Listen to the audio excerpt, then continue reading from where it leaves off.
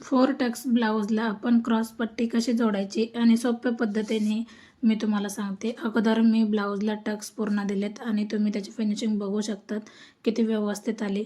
आता 2 इंच एक साईडने घ्या आणि 1.5 इंच एक साईडने घ्या. आकार त्याला क्रॉस पट्टीसारखा द्या आणि सिंपल पद्धतीने आपण कशी जोडायची. तर अगोदर जे मेन फॅब्रिक आहे त्याच्यावरून आपल्याला क्रॉस पट्टीची खालची बाजू ठेवायची, जी सरळ लाईन असते ती, जे आकार दिलाय ते नाही.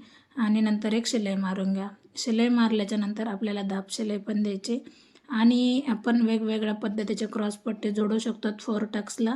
तर ही एकदम सिंपल पद्धत आहे. अशा पद्धतीने पण आपण जर फोर टक्सला जर पट्टी जोडली क्रॉस पट्टी तर तिला पण फिनिशिंग व्यवस्थित येते.